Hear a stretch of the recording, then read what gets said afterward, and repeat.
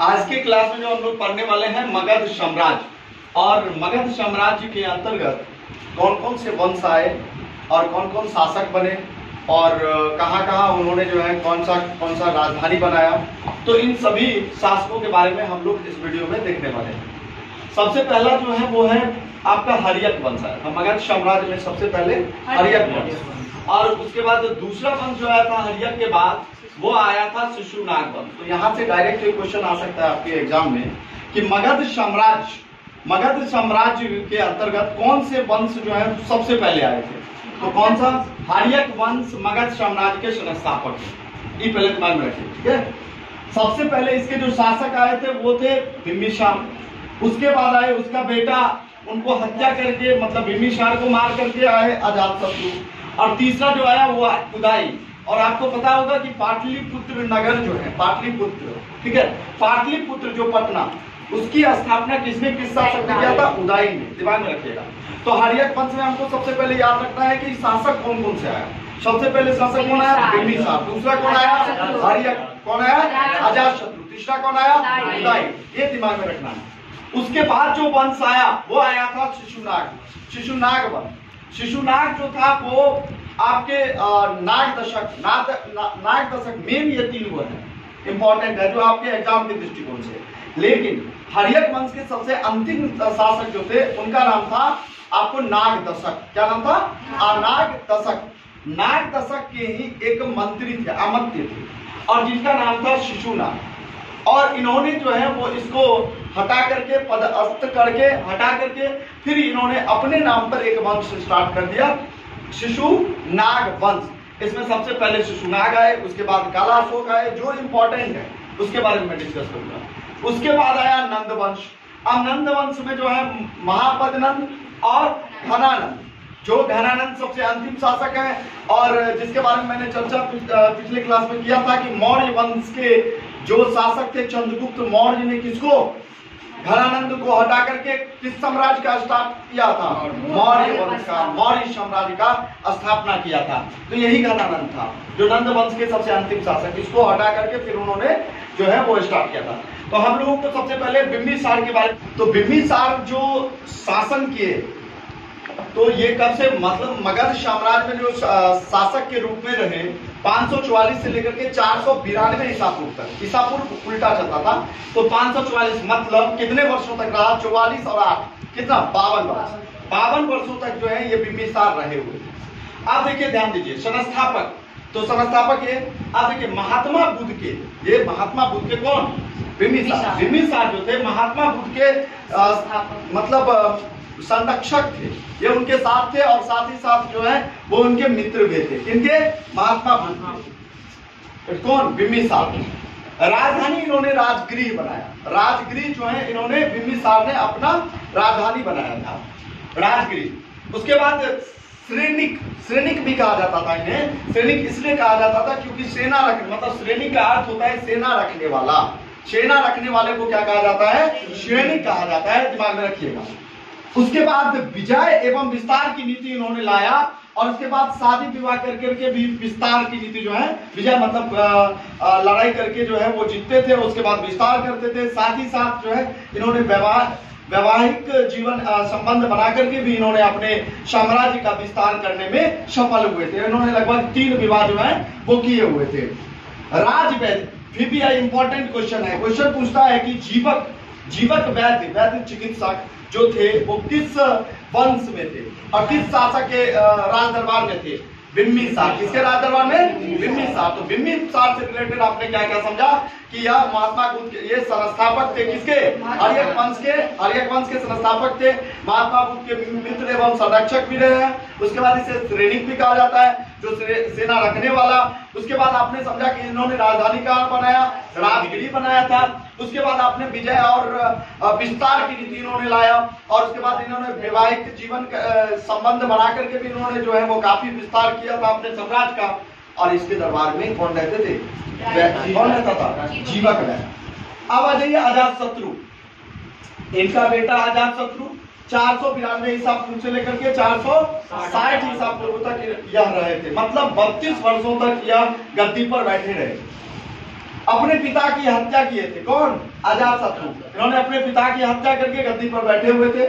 इसे कुणिक कहा जाता था। क्या कहा जाता था? कुणिक।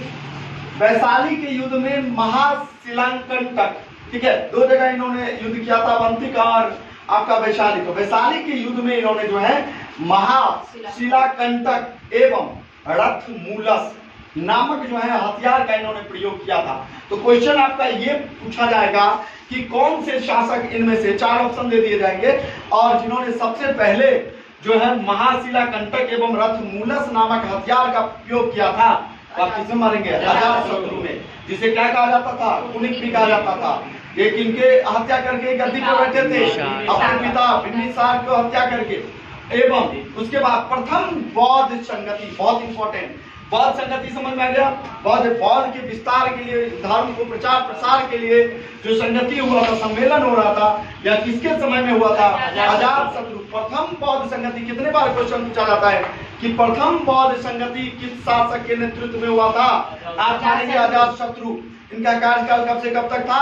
493 से लेकर 460 ईसा पूर्व। शुरुआत कब से हुआ? 544 से 492 या आपका हर्यक वंश से स्टार्ट हुआ था।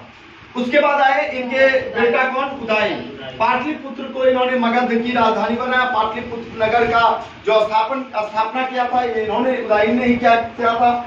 और हर्यक वंश के जो अंतिम शासक रहे थे, इनका नाम था नागदशक, जहां तक आपको इम्पोर्टेंट है। उसके बाद वंश जो आया वो आया आपको शिशुनाग, जो 412 से लेकर के 315 ईसा पूर्व तक रहा था। शिशुनाग जो है वो नागदशक का ही एक मंत्री था। शिशुनाग जो था वो क्या था? जो उन्हीं के एक क्या था? मंत्री, मतलब अमत्य थे, ठीक है, मंत्री होता है, अमत्य का मतलब। वैशाली को इन्होंने जो है बनाया राजधानी। वैशाली को कहाँ बनाया? राजधानी। और उसके बाद जो आया शिशुनाग में, शिशुनाग के बाद आया कालाशोक। कालाशोक 394 से लेकर के 386 ईसा पूर्व तक रहे थे, और इन्होंने अपनी राजधानी पाटलिपुत्र पुनः बना दिया था। उदय ने यहाँ पे पाटलिपुत्र बनाया था राजधानी। और उसके बाद कौन? कालाशोक। कालाशोक ने भी अपना राजधानी कहाँ बनाया? पाटलिपुत्र को ही रखा। और द्वितीय बौद्ध संगति, सबसे इंपॉर्टेंट क्वेश्चन, प्रथम किसके समय में बौद्ध संगति हुआ? अजातशत्रु। द्वितीय किसके समय? कालाशोक उस समय में शासक थे, इनके नेतृत्व में हुआ था। और अंतिम शासक जो शिशुनाग वंश के रहे, उनका नाम था नंदीवर्धन। उसके बाद आया नंद वंश। अब इसके बाद जो एक वंश बचा हुआ था वो था नंद वंश। यह वंश जो रहा था 344 ईसा पूर्व से लेकर के 312 ईसा पूर्व तक। इससे पहले कौन सा वंश था? शिशुनाग वंश। तो इसके संस्थापक कौन थे? महापदनंद। क्या नाम था?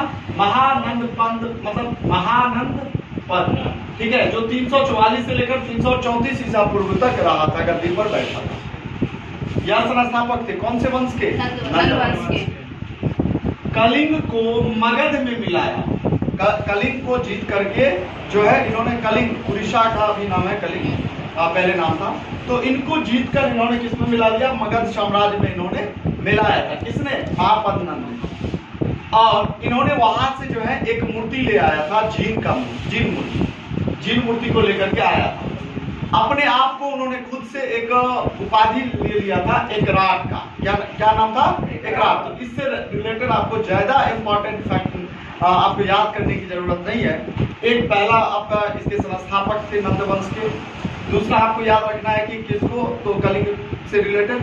दूसरा अगर आप फैक्ट याद रखो तो एक पॉइंट आउट, एकराट। तीसरा, तो 2 से 3 फैक्ट है आपको ध्यान रखना है, एकराट और एक आपको मैंने कहा कि नंद वंश के संस्थापक। इसके बाद आ जाइए, उसके बाद जो आया शासक उसका नाम था घनानंद।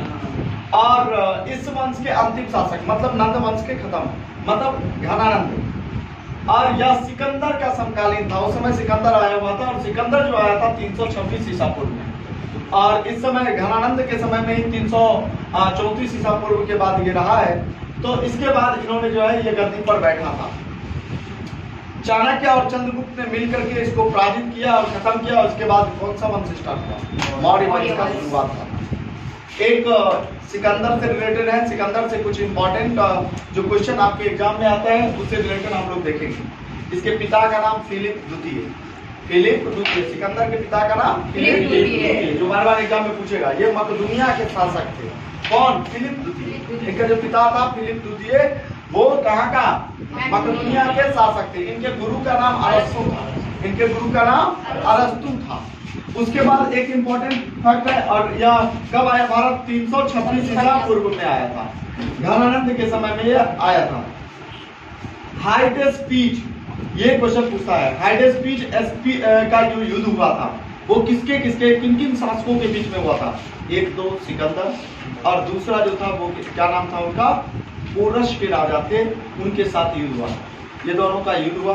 बाद में सिकंदर जीता, लेकिन जीतने के बाद पोरस के राजा को उन्होंने जो है वो वापस दे दिया था वो साम्राज्य। इसलिए वापस दे दिया था क्योंकि उसके मतलब उनके जो लड़ने की स्टाइल थी देख करके इन्होंने प्रभावित होकर के इन्होंने इनके साहस को देख करके वो काफी प्रभावित हुए, और इसके बाद इन्होंने इस पुनः जो है उनको वह दे दिया था उसे। लेकिन देने के बाद पोरस जो था, पोरस के राजा जो थे वो किनके? सिकंदर के अच्छे मित्र हो गए, उनका सपोर्ट सहयोगी बन गए। सेना जो आए हुए थे वह ब्यास नदी जो था इसको पार करने के लिए से मना कर दिया था। क्वेश्चन पूछा जाता है कि कौन से नदी को सिकंदर के सेना ने पार करने के लिए मना कर दिया था, तो वो नाम था उससे पहले बिपाशा, जिसे ब्यास नदी कहा जाता है। उसके बाद इनकी मृत्यु कहाँ हुआ था? ये भी इंपॉर्टेंट फैक्ट है। 323 ईसा पूर्व में, और बेबीलोन में इनकी मृत्यु हो गया था। ठीक है, जहाँ तक